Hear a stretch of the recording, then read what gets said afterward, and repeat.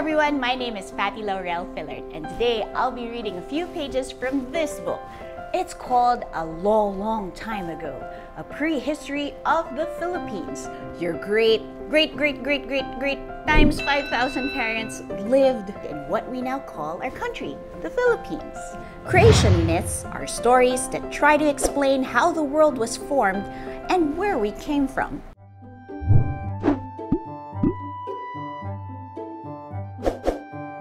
We have a lot of these stories, probably at least one for each cultural group. On the next 4 pages are 2 popular versions from the Tagalog region plus the sequel. The Big Bird Theory. A long time ago, there was only sea and sky, and a big, old, lonely bird. But please don't ask us why. That bird flew long and hard till his wings were plain worn out. But he couldn't find a resting place anywhere about. Suddenly, a light bulb went off inside his head. I'll make the sea and sky converge, and there, I'll make my bed. With a little harmful gossip that he spread on either side, he got the 2 so angry that they started to collide. They had a major quarrel and waves lashed from the sea to stab the sky above until it ceased to be. The sky rose ever higher and rained down heavy rocks to stop the sea from stabbing it with sharp, wavy shocks.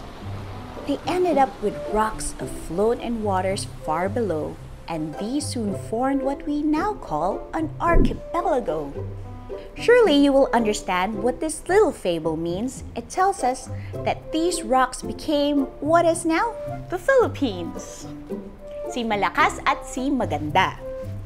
An interesting takeaway from this creation myth and others like it is that our ancestors saw the female as a co-equal partner of the male, endowed with the same status, rights, and roles in society.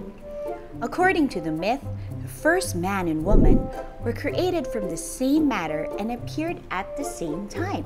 Gender inequality was not part of our indigenous tradition. So that's it for creation myths.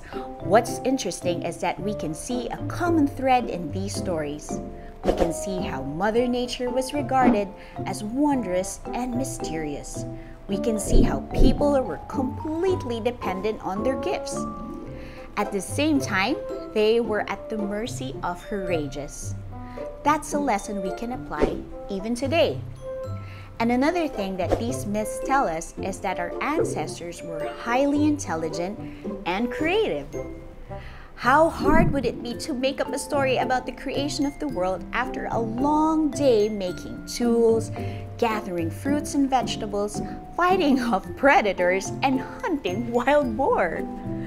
Pretty darn hard, we say. Now let's take a look at what science tells us about how our part of the world began.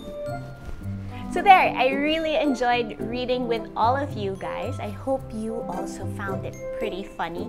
It's packed with a lot of information about our history, our prehistory actually, and our culture and where we came from. So it's nice to know that our lolos and lolas from generations and generations and generations before us were pretty interesting, cool, and crafty, and funny too. I like them already. So if you want to discover more cool things about our country and our lolos and lolas before us, then pick up this book. It was great reading with you guys. This has been Patty Laurel Fillard.